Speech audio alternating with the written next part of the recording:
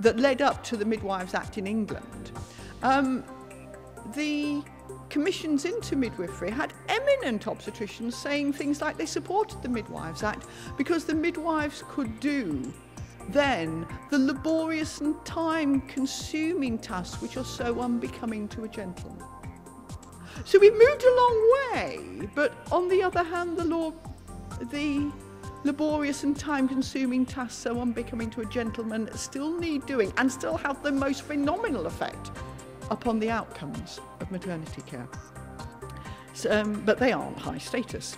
So we've taken on loads of cast-off jobs, from the taking of blood pressures, and I'm sure you can think of a list of others.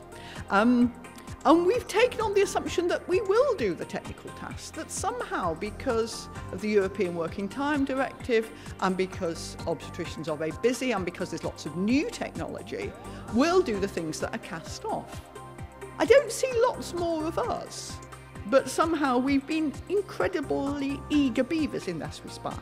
And because we're there with women, it's assumed that while you're there, you can take the blood for whatever.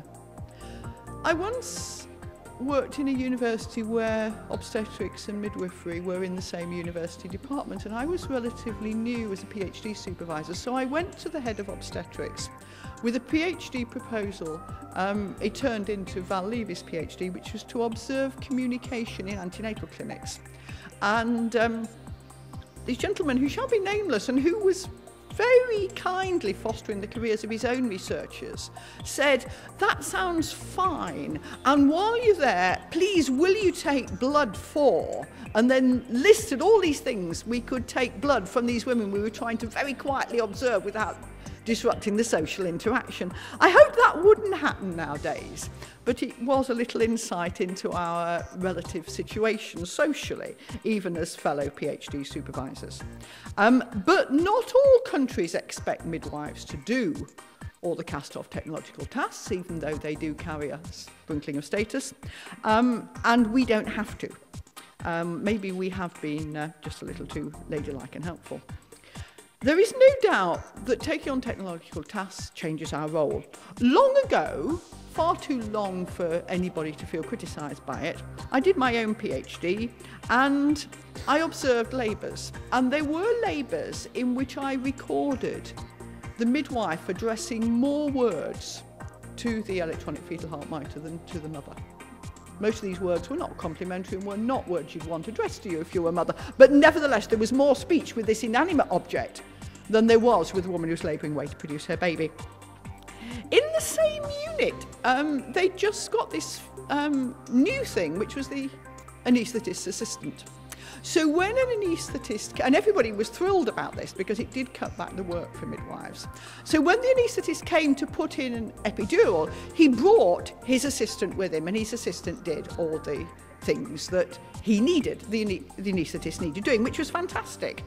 But I also noticed then that epidurals were put in without a midwife in the room, and I felt very sad about that, because surely if you've got so much pain you're needing an epidural, the point at which you actually have to keep still and have the epidural in is going to be the worst point in your pain throughout the labour.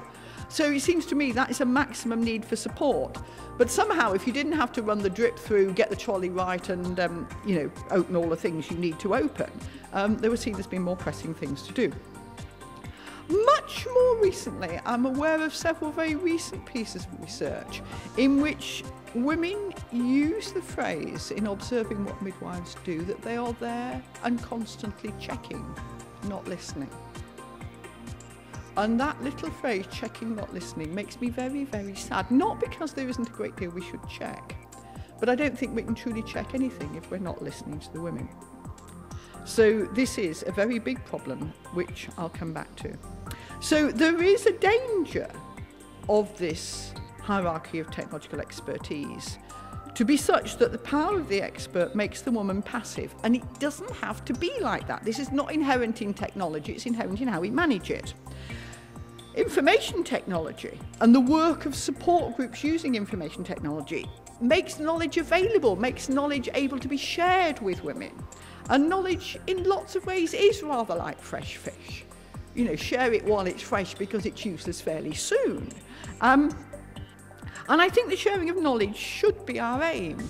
And the support groups can really do it. And I, earlier this week, was reading the draft of the new AIMS leaflet on the 3rd stage. And I'm going to be recommending it really energetically to student midwives because it's better than everything I've yet read that's written for them.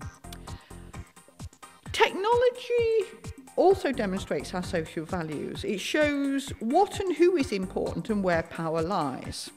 It shows this in its purpose, and I'd like to remind you that long before we had the technology to get babies speedily into the world who needed to do that, we had the baptismal syringe, which dates back to when it was seen as more important to get the failing infant into heaven than to get it rapidly breathing into this world. And only after that did we go on to develop the vectis and the forceps. So this shows the values of society. We also show our values in the design of equipment. What values does the lithotomy pole demonstrate? Because I've seen those values demonstrated in the last few months in hospitals that did not have funds to even put a sheet on the bed, but women were put in lithotomy for normal delivery. And we've taught that, and we've exported it, and it's horrendous. What values did the original cumbersome old machines for electronic fetal heart monitoring say? Did it say, we know better than you, we know better than your bodies need to move about? How much technology have we got that basically says, we're the expert, lie still and think of England, or Ireland in this case? There are, you can convey a lot in how you do it, particularly if the machines are not of the most recent vintage and you are struggling with them, which we so very often are. So there are problems, and I think that less invasive technology has been very slow in coming, and I think this is partly our fault as midwives. We've not taken the role in technological design that we could have, and I think that's a real shame when midwives have moved into so many other disciplines. There are tremendous pressures to standardise and count and to set norms and to make things fit, and we have to be very wary of that. And I think we have to be very aware in this era of standardisation of care that the standardisation of care is not the same as the provision of care of high standard. And standardisation of care tends to come from the fear of not doing all that could be done, rather than the desire to do what is very, very best for this woman now. And yet it is so important, and again, I'm very aware, I'm echoing Professor Dawn last night, that we actually have individualised care. Because if we just follow the technological imperative, we're not providing care that's tailored to the individual. So we have a real duty to listen as well as to check, because in listening, we can respond and give appropriate care.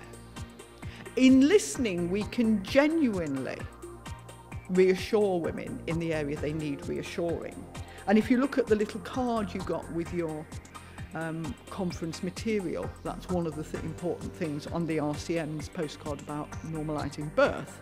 And I suggest that it's only if we really listen to women that we're going to get the important research hypotheses that lead to the technologies of the future. And we just cannot afford not to do that. If we are going to have the real technology of prevention in 10, 20 years' time, we must listen very hard to women now. If we are too busy as machine minders to listen, then other people will. And there will be other professions doing the things that we think currently are ours. But we must remember that as well as all the things we measure and all the imperatives to measure, there are other things that are immeasurably important in midwifery care, and those are not my words, they're Murray Henkins as an obstetrician. So where does this leave midwives? It leaves us all busy. But I'd like to remind you that we don't have to do all the technical tasks. I was in New Zealand recently and I was talking to a woman who got a home birth booked with an independent midwife. You know, all the things we looked in New Zealand model for, and she was moaning gently because she was going to have to go to town to go to the lab, and it was a drag, and she didn't need to do her big weekly shop on the day that it was convenient for the lab. And I suddenly realised on questioning that the midwives there don't take all the bloods for absolutely everything, fill in all the forms for absolutely everything, and drive miles and miles and miles to the lab. The woman goes to the lab and she does it at the convenience of the lab, and the sample is taken by a technician there, and it's not midwives' work. And I thought of the community midwives in Sheffield, and I thought of the miles and miles and miles they travel with bottles of blood and the time they spend filling in the forms, you know. And of course it does mean that the labs in New Zealand get their blood in absolutely optimal condition because they've just taken it and it's on the premises, which is important in a rural community with considerable distances to drive. So, you know, I suddenly realised midwives just don't have to do all this screening. And maybe there should be a new profession concerned with antenatal screening. Maybe there should be different ways of dividing up the work. But I think it is most important that we don't lose the listening and the checking. And I think at the moment we haven't got our own professional values clear. Because in checking rather than listening, because after all, if you've not checked something that can be seen, and listening's a bit invisible, a lot of us feel we're not practicing as we would like. Which of course is the main reason why midwives leave midwifery in the UK. A few move into independent midwifery, but many leave. Many plod on by subverting some aspect of technology. What Mary Cronk so eloquently calls doing good by stealth.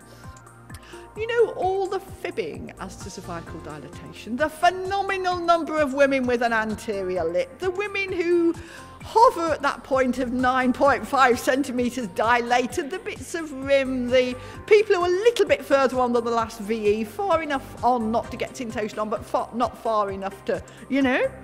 I mean, honestly, sometimes I really do feel that you know, partograms are rubbish as research tools because we're trying so hard to do good by stealth. How solid are they when you want to produce stats from them?